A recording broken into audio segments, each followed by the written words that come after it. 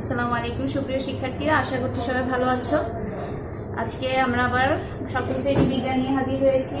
গত ক্লাসে অধ্যায়টা শুরু করেছিলাম। আশা করছি সবাই গত ক্লাসে আমি যা যা পড়িয়েছিলাম সেটা সবাই বইতে দেখেছো, পড়েছো এবং শিখেছো। আজকে নতুন আলোচনা শুরু করব। আর আজকে কি নিয়ে আলোচনা করব সেটা বোর্ডে আমি বোর্ডে লিখে দিয়েছি, চিত্র এঁকেছি একটা, দেখো। আশা করছি সবাই বুঝতে পারছো আজকের আলোচনাটা কি। তো তোমরা বইয়ের সবাই 44 পেজটা খুলো, আশা করছি পেয়ে যাবে 44 পেজে, ঠিক আছে?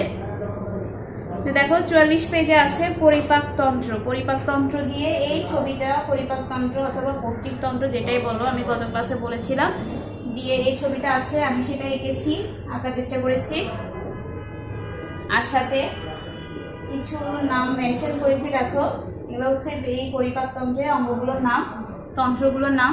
তো আমরা গত ক্লাসে পরিপাকতন্ত্র সম্পর্কে জেনেছিলাম, পরিপাকটা কি সেটাও জেনেছিলাম, পরিপাকতন্ত্র কি সেটাও জেনেছিলাম, ঠিক আছে? পরিপাকটা ছিল আমরা যে খাবারটা গ্রহণ করছি সেটা সবসময় কি থাকে, জটিল থাকে, শক্ত থাকে। সেই খাবারটাকে বিভিন্ন রাসায়নিক প্রক্রিয়ার মাধ্যমে আমাদের দেহে সরল খাদ্য তৈরি করে আমাদের হজম করার জন্য যে কাজটি, সেটা হচ্ছে পরিপাক। আর এই কাজে যেসব তন্ত্র বা অঙ্গ অংশগ্রহণ করে সেগুলোকে বলা হয়, সেটা কি বলা হয়, পরিপাকতন্ত্র, ঠিক আছে? আশা করছি বুঝতে পারছো, সবাই দেখেছিলে। এই পরিপাকতন্ত্রটাই আজকে এঁকে দিয়েছি, দেখো। আর যে তন্ত্র, যে অঙ্গগুলো কাজ করছে এই পরিপাকতন্ত্রে খাদ্য হজমের ক্ষেত্রে, সেগুলো দেখিয়েছি চিত্রের মাধ্যমে। তারপর তোমরা তোমাদের বই 44 নম্বর পেজে পেয়ে যাবে, ঠিক আছে? তাহলে আমরা তো পরিপাকতন্ত্র সম্পর্কে জানি। এখন এই তন্ত্রটা, পরিপাকতন্ত্রের যে অঙ্গগুলো আছে, যারা যে কাজগুলো করতেছে সেগুলো নিয়ে আজকের আলোচনা, ঠিক আছে? তাহলে দেখো, শুরুতে আমরা দেখতে পাচ্ছি পরিপাকতন্ত্র সবসময় শুরু হয় মুখ গহ্বর থেকে, ঠিক আছে? মুখছিদ্র থেকে, ঠিক আছে? তো মুখছিদ্রটা তোমাদের বইয়ের চিত্রে দেখানো হয়নি, তারপর আমি একটু বলছি। মুখছিদ্র হচ্ছে আমাদের এই যে মুখের যে শুরু, যে ছিদ্রটা, যে আমরা কথা বলছি, একবার মুখটা বন্ধ হচ্ছে, একবার মুখটা খুলছে, এটাকেই মূলত মুখছিদ্র বলা হচ্ছে, ঠিক আছে? তাহলে দেখো বইতে আছে মুখছিদ্র থেকে পরিপাক নালী শুরু হয়, মানে পরিপাক খাওয়ার প্রক্রিয়াটা মুখছিদ্র থেকে শুরু হচ্ছে, সেটা আমরা সবাই জানি, ঠিক আছে? শুরু হয়। এরপরে দেখো মুখছিদ্র উপরে রয়েছে উপরের ঠোঁট এবং নিচে রয়েছে নিচের ঠোঁট, সেটাও আমরা জানি। ঠোঁটটা, মুখছিদ্র যে শুরু, সেটার উপরে আমাদের ঠোঁট উপরেরটা আছে আর নিচের ঠোঁটটা আছে, ঠিক আছে? ঠোঁট খোলা ও বন্ধ থেকে খাদ্য গ্রহণ নিয়ন্ত্রণ করে এই ছিদ্রপথে খাদ্য পরিপাক নালীতে প্রবেশ করে। আমি প্রথমে যেটাই বলেছি, এই মুখটা খোলা বন্ধের মাধ্যমে আমরা খাবার খাচ্ছি, খাবারের যে পরিপাক ক্রিয়া শুরু হওয়ার যে পদ্ধতিটা, যে সিস্টেমটা, সেটা মুখ খোলা বন্ধের মাধ্যমে শুরু হচ্ছে, এটাই হচ্ছে মুখছিদ্র, ঠিক আছে? এবার আসো মুখ গহ্বর, যেটা বলেছি, যেখানে দেখো এখানে দেখা যাচ্ছে একটা গহ্বর বা গর্ত টাইপের অংশ, সেটা হচ্ছে মুখ গহ্বর। মুখছিদ্রের পরে মুখ গহ্বরের অবস্থান বইয়েও আছে, তোমরা আশা করছি বইতে আরো ভালোভাবে বুঝতে পারবে, ঠিক আছে? আর আমি এখানেও দেখিয়েছি যতটুকু পেরেছি, ঠিক আছে? তাহলে মুখ গহ্বরটা হচ্ছে মুখছিদ্রের পরেই মুখ গহ্বরের অবস্থান। তাহলে দেখো এটা কি কাজ করছে, সামনের দাঁত সহ দুটি চোয়াল দ্বারা মুখ গহ্বর বেষ্টিত, ঠিক আছে? যে আমাদের যে সামনের দাঁত আছে, সেই দাঁত আর দাঁতের সাথে লাগানো যে চোয়ালটা, তালুটা, সেটাই হচ্ছে মুখ গহ্বর, সেটা দ্বারাই মুখ গহ্বর বেষ্টিত। এর উপরে রয়েছে তালু এবং নিচের দিকে রয়েছে মাংসল জিহ্বা, মানে আমাদের যে জিহ্বাটা, তার উপরের অংশটার সাথে দাঁতের যে সামনে যে দাঁতের যোগাযোগ, সেটাই হচ্ছে মুখ গহ্বর যেটা বলছি, ঠিক আছে? আশা করছি সবাই বুঝতে পারছো। এছাড়া দুই পাশে রয়েছে 3 জোড়া লালা গ্রন্থি। লালা গ্রন্থি সম্পর্কে আমরা গত ক্লাসে পড়েছি। খাবারটাকে আমরা খাওয়ার পরে যে অংশটা পিচ্ছিল করছে, আমাদের ভিতরের দিকে যেতে সহযোগিতা করছে, সেগুলো হচ্ছে লালা গ্রন্থি বা লালা রস, ঠিক আছে? তারপরে দেখো দাঁত খাদ্যবস্তুকে কেটে ছোট ছোট করে পেশনে সাহায্য করে। এই সময় জিহ্বা খাদ্যবস্তুর স্বাদ গ্রহণ করে এবং খাদ্যবস্তুকে বারবার দাঁতের নিচে পাঠিয়ে চিবাতে সাহায্য করে। তো আমরা যেহেতু বলেছি মুখ গহ্বরের সাথে দাঁতের সম্পর্ক, কারণ গহ্বরে যে চোয়ালটা আছে তার সাথে সামনের দাঁতের যে সম্পর্ক, সেটাই মুখ গহ্বর দ্বারা বেষ্টিত, ঠিক আছে? সেইখানে দাঁত কি করে, আমাদের খাবারগুলোকে ছোট ছোট অংশে বিভক্ত করে, ভেঙে ছোট ছোট অংশে বিভক্ত করে চিবাতে সাহায্য করে। তারপর সেই খাবারটা লালা রস বা লালা গ্রন্থির সাহায্যে ভিতরের দিকে পৌঁছাতে, মানে পরিপাক ক্রিয়া সম্পন্ন করতে সাহায্য করে, ঠিক আছে? সেটা পুরোটাই মুখ গহ্বরের মাধ্যমে হচ্ছে। এরপর আসো, তো যেহেতু দাঁতের কথা এসেছি, আর সুতরাং আমাদেরকে দাঁত সম্পর্কে একটু জানতে হবে। আমরা সবাই জানি মানুষের উপরের অংশ, নিচের অংশ, দুই অংশে মোট 32টি দাঁত থাকে। ঠিক আছে, প্রতি চোয়ালে কয়টি করে থাকবে? 16টি করে থাকবে। 16টি করে দুই চোয়ালে 32টি দাঁত থাকে, আমরা সবাই জানি। তো এই দাঁতগুলো কিছু কিছু অংশে বিভক্ত আছে, 4টি অংশে বিভক্ত। সেটা দেখো তোমাদের বইয়েরই 44 নম্বর পেজে নিচে একটু করে দেওয়া আছে চিত্রটা। আমরা তো সবাই দাঁত সম্পর্কে সবারই আইডিয়া আছে, এখানে চিত্রের মাধ্যমে দেওয়া আছে। আমি যে দাঁতের 4টা প্রকার বলেছি, সেই 4টা প্রকার হচ্ছে, সেই দাঁতগুলো হচ্ছে কর্তন দাঁত, ছেদন দাঁত, অগ্রপেশন দাঁত এবং পেশন দাঁত। এছাড়া আরেকটি দাঁত আছে, সেটা হচ্ছে আক্কেল দাঁত, যেটাকে আমরা বলি, সেটা সবসময় পরে গজায় আমাদের।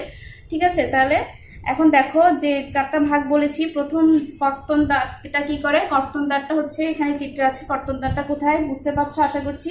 কর্তন দাঁতটা হচ্ছে খাবারকে ছোট ছোট করে কাটে। ঠিক আছে, এরপরে আসো ছেদন দাঁত। ছেদন দাঁত কোথায় আছে? এই যে ছেদন দাঁত চিত্রে। ঠিক আছে, ছেদন দাঁতটা কি করছে?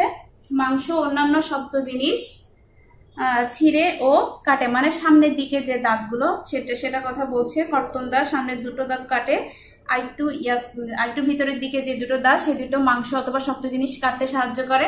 ঠিক আছে, এরপরে আসো অগ্রপেশন দাঁত। অগ্রপেশন দাঁত হচ্ছে পিছনের দিকে, মানে সামনের যে দুটো দাঁত আছে তার পিছনের অংশটা, সেই দাঁতগুলো কি করে? খাদ্যবস্তু চর্বণ ও পেশন করা যায়, মানে চাবাতে সাহায্য করে। এরপরে আসো পেশন দাঁতগুলো চিবাতে ও পিষতে।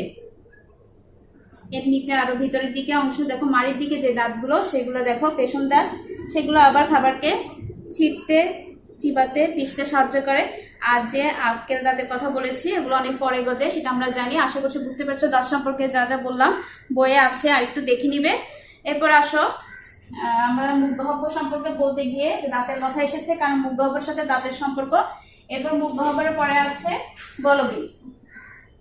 গলবিলটা কি বলেছে? মুখ গহ্বরের পরে এর অবস্থান, মানে মুখ গহ্বরের সাথে গলার যে নালীটা, এই নালীটার যে শুরু, সেটাই হচ্ছে গলবিল। আমি আগের ক্লাসেও এটা বলেছিলাম। ঠিক আছে, মুখ গহ্বর পরের অবস্থান, এর মাধ্যমে খাদ্যবস্তু মুখ গহ্বর থেকে অন্ন নালী বা গ্রাস নালীতে যায়। গলবিলে কোনো এনজাইম মিশ্রিত হয় না, তাই এখানে কোনো খাদ্যবস্তু পরিপাক হয় না। এটা শুধুমাত্র মুখ গহ্বর থেকে এই যে অন্ন নালী যেটা দেখাচ্ছি, এই নালীতে এসে পৌঁছায়। এখানে খাবার পরিপাকের কোনো কার্যক্রম শুরু হয় না। ঠিক আছে, শুধুমাত্র এখানে এসেই পৌঁছায়। ঠিক আছে, এবার আসো অন্ননালী। অন্ননালীটা হচ্ছে এই যে আমি চিত্রে দেখিয়েছি, এটা হচ্ছে অন্ননালী, যে নালীর মতো যে জিনিসটা আছে, অন্ননালী। ঠিক আছে, গলবিল ও পাকস্থলীর মাঝামাঝি জায়গায় এর অবস্থান। খাদ্যবস্তু এর ভেতর দিয়ে গলবিল থেকে পাকস্থলীতে পৌঁছায়। আমরা পাকস্থলী চিত্রে দেখিয়েছি, দেখো এই যে নালীর মাধ্যমে পাকস্থলীটা সংযুক্ত, দেখছো এই নালী দিয়ে পাকস্থলীটা সংযুক্ত, তার মানে এই অন্ননালী দিয়ে খাবারটা কোথায় এসে পৌঁছেছে?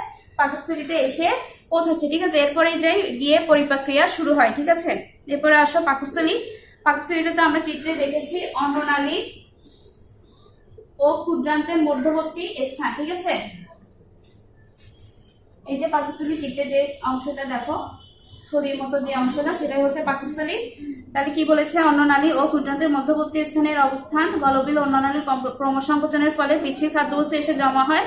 পাকস্থলী আকৃতি থলির মতো দেখিয়েছি আমি চিত্রে। এর প্রাচীর বেশ পুরু ও পেশিবহুল। পাকস্থলীর প্রথম ও শেষ অংশে পেশিবলয় রয়েছে। পাকস্থলীর প্রাচীরে গ্যাস্ট্রিক গ্রন্থি নামে প্রচুর গ্রন্থি থাকে। ঠিক আছে, এখানে খাদ্য সাময়িক জমা হয়ে থাকে এবং গ্যাস্ট্রিক গ্রন্থি পাচক রসে পরিপাকে সাহায্য। তার মানে হচ্ছে প্রথমে খাবার মুখ গহ্বরে যাচ্ছে, মুখ গহ্বর থেকে দাঁতের মাধ্যমে খাবার, যে শক্ত খাবারটা, সেটা চিবিয়ে অথবা পেশনের মাধ্যমে সেটা কোথায় আসছে? অন্ননালী অথবা গলবিল দিয়ে অন্ননালীতে পৌঁছাচ্ছে। অন্ননালী থেকে খাবারটা সরাসরি চলে যাচ্ছে পাকস্থলীতে। ঠিক আছে, পাকস্থলীতে গিয়ে এই যে পাকস্থলীর যে এই থলিটা দেখা যাচ্ছে, সেটা সংকোচন প্রসারণের মাধ্যমে খাবারটার পরিপাক্রিয়া শুরু হচ্ছে। ঠিক আছে, তারপর আসো ক্ষুদ্রান্ত। ক্ষুদ্রান্ত চিত্রে দেখিয়েছি,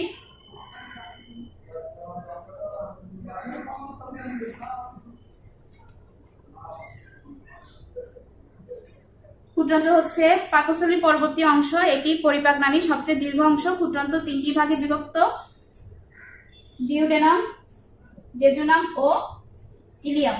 ঠিক আছে, এই যে দেখো এখানে দেওয়া আছে ডিউডেনাম, তারপর হচ্ছে ইলিয়াম, দেখিয়েছি চিত্রে। দেখো এই যে পাকস্থলী যখন শেষ, পাকস্থলীর যে শেষটা, সেখান থেকে পাকস্থলীর পরবর্তী অংশ মানে পাকস্থলীর পরের যে অংশটা শুরু হচ্ছে সেখানে পাকস্থলীর পরবর্তী অংশ এটি পরিপাকনালীর সবচেয়ে দীর্ঘ অংশ। ক্ষুদ্রান্ত 3টি ভাগে বিভক্ত, ডিউডেনাম, জেজুনাম এবং ইলিয়াম। ইলিয়ামটা দেখো চিত্রে দেখা যাচ্ছে পাকস্থলীর পর এই যে এখানে, আর ডিউডেনামটা হচ্ছে পাকস্থলীর একদম পরবর্তী অংশটা, সেটা পরপর অংশ যেটা সেটা হচ্ছে ডিউডেনাম, এরপরে হচ্ছে গিয়ে ইলিয়াম। যেগুলো সবগুলো কিসের অংশ? ক্ষুদ্রান্তের অংশ। ঠিক আছে, এখন আসো ডিউডেনামটা কি সেটা সম্পর্কে একটু জানি।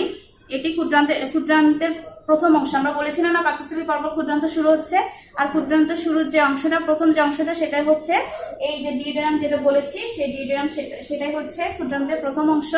এটি কি কাজ করছে? পাকস্থলী এটি অনেকটা টি আকৃতির। এই যে দেখো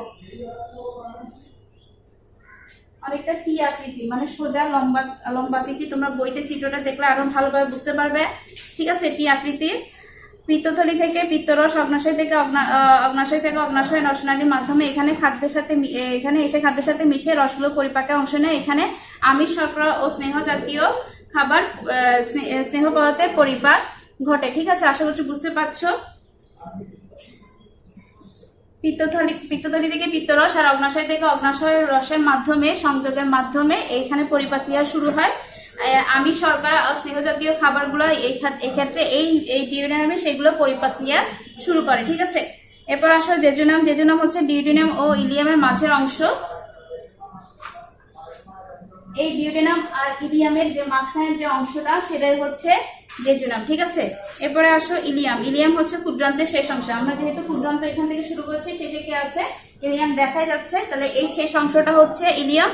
ঠিক আছে, ক্ষুদ্রান্তের শেষ অংশ ইলিয়াম। ইলিয়ামের ভিতরে প্রাচীর শোষণ যন্ত্র থাকে ব্যাপন পদ্ধতিতে। মোট কথা এটি শোষণ কার্যে অংশগ্রহণ করে থাকে। ঠিক আছে, এদেরকে এক কথায় ভিলাই বা ভিলাস বলা হয়। হজমের পর খাদ্যের সারাংশ ভিলাস যাত্রা দ্বারা শোষিত হয়। খাবারের যে শোষণের প্রক্রিয়া, পরিপাক হওয়ার পর যে শোষণের যে প্রক্রিয়াটা, সেটা এইখানে এই ইলিয়ামে ঘটে থাকে। ঠিক আছে, এরপর আসো বৃহদন্ত্র। বৃহদন্ত্রের চিত্র দেখিয়েছি। এই যে এই পুরো বড় অংশটা একসাথে বলা হচ্ছে বৃহদন্ত্র। ঠিক আছে, বৃহদন্ত্রে কি বলেছে? ক্ষুদ্রান্তের পরে বৃহদন্ত্রের শুরু। এটা দেখে বুঝতে পারছি ক্ষুদ্রান্তের এই এতটুকু ক্ষুদ্রান্ত ছিল, এর পরের অংশটাই বৃহদন্ত্রের শুরু। ঠিক আছে, বৃহদন্ত্র এটি ইলিয়ামের পর থেকে পায়ুপথ পর্যন্ত বিস্তৃত। ইলিয়াম থেকে একদম সেই যে পায়ুপথ আমাদের সেখান পর্যন্ত বিস্তৃত। ঠিক আছে, বৃহদন্ত্র ও ক্ষুদ্রান্তের সংযোগস্থলে একটি ভাল্ব বা কপাটিকা থাকে। এই যে বৃহদন্ত্র, এখানে যে বৃহদন্ত্রটা বলেছি, ক্ষুদ্রান্ত আর বৃহদন্ত্রটা এসেছে, তাদের মাঝখানে যে অংশটা, যে সংযোগের যে অংশটা, সেটাকে বলা হয় কপাটিকা বা ভাল্ব। ঠিক আছে, লম্বায় এটি ক্ষুদ্রান্ত থেকে ছোট, কিন্তু ভিতরের ব্যাস ক্ষুদ্রান্তের ভিতরের ব্যাস থেকে বড় থাকে। বৃহদন্ত্র 3টি অংশে বিভক্ত: সিকাম, কোলন এবং মলাশয়। ঠিক আছে, এখানে দেখো কোলন, সিকাম দেখা যাচ্ছে, এগুলো সবগুলোই হচ্ছে এই যে মলাশয়, এগুলো সবগুলো হচ্ছে বৃহদন্ত্রের অংশ। ঠিক আছে, এবার আসো মলদ্বার। পায়ু পরিপাকনালীর শেষ প্রান্ত, এই প্রান্ত থেকে পরিপাকনালী দেহের বাইরে উন্মুক্ত হয়। ঠিক আছে, খাবার হজমের পরে যে কিছু অংশ আমাদের শরীর থেকে বের করে দিতে হয় পায়ুপথের মাধ্যমে, সেটাই সেই পায়ু ছিদ্রটা সেই কাজটাই করে থাকে। আশা করছি সবাই বুঝতে পারছো। আমি আরেকবার একটু বলছি, আমাদের পরিপাকতন্ত্র শুরু হয় যে অঙ্গগুলো, যে পরিপাকতন্ত্র যে অঙ্গগুলো দ্বারা কার্যক্রম শুরু করে সেগুলো চিত্র দেখানো হয়েছে। প্রথমে মুখছিদ্র দিয়ে, মুখছিদ্র হচ্ছে আমাদের এই যে মুখ খোলা বন্ধের মাধ্যমে যে ছিদ্রটা, সেটা হচ্ছে মুখছিদ্র। ওখান থেকে খাবার মুখ গহ্বরে আসে। মুখ গহ্বরে আসার পরে খাবারটা গলবিল দ্বারা অন্ননালীতে পৌঁছায়। ঠিক আছে, অন্ননালীতে পৌঁছানোর পরে এটি সরাসরি সরাসরি কোথায় চলে যায়? পাকস্থলীতে চলে যায়। ঠিক আছে, পাকস্থলী হচ্ছে থলির মতো অংশ, যেখানে দেখিয়েছি থলির মতো অংশ। এটি সংকোচন প্রসারণের মাধ্যমে পরিপাক্রিয়া শুরু হয়। তারপর ওখান থেকে ক্ষুদ্রাংশের শুরুর যে অংশটা, ক্ষুদ্রান্তের শুরুতে যে অংশটা, সেটা ক্ষুদ্রান্ত আবার 3টি অংশে বিভক্ত: ডিউডেনাম, জেজুনাম এবং ইলিয়াম। ক্ষুদ্রান্তের শুরুতে যে অংশটা সেটা হচ্ছে ডিউডেনাম। এটা কি করে? খাবারের পরিপাক সংগঠন করে আমিষ, শর্করা এবং স্নেহ জাতীয় খাবারের যে পরিপাক, সেটা এই ডিউডেনামে গঠিত হয়, মানে কার্যক্রমটা শুরু হয়। তারপর হচ্ছে জেজুনাম হচ্ছে ডিউডেনাম আর ইলিয়ামের মাঝখানে যে অংশটা, সেটা হচ্ছে জেজুনাম। আর ইলিয়াম হচ্ছে ক্ষুদ্রান্তের একদম শেষে যে অংশটা থাকে, সেটাই হচ্ছে ইলিয়াম। ঠিক আছে, এবার ক্ষুদ্রান্তের পরে শুরু হচ্ছে বৃহদন্ত্রের কাজ। বৃহদন্ত্র আবার 3টি অংশে বিভক্ত, একটা হচ্ছে সিকাম, আরেকটি হচ্ছে কোলন এবং আরেকটি হচ্ছে মলাশয়। ঠিক আছে, তারপরে বৃহদন্ত্র দিয়ে খাবার কোথায় আসে? একেবারে আমাদের পায়ু ছিদ্র, যে পায়ুপথ যেটা আছে সেখানে আসে। মানে খাবারের কিছু খাবার যখন আমরা হজম করি তখন কিছু অংশ শরীর যে অপাত্র অংশগুলো থাকে সেগুলো শরীর থেকে আমরা বের করে দেই, সেটা পায়ুপথ বা পায়ু ছিদ্রের মাধ্যমে হয়ে থাকে। এটাই হচ্ছে মূলত পৌষ্টিক তন্ত্র বা পরিপাক তন্ত্রের কাজ। পরিপাক তন্ত্রের যে তন্ত্রগুলো আছে তাদের কাজ। আশা করছি সবাই বুঝতে পেরেছ। বাসায় তোমাদের বইয়ে আরো সুন্দর করে দেওয়া আছে, আমি যা বুঝিয়েছি তা মিলিয়ে বই থেকে শিখে নিবে। এটা খুবই ইম্পর্টেন্ট একটা অংশ, এখান থেকে প্রশ্ন আসবে অবশ্যই, সবাই বাসায় শিখে ফেলবে।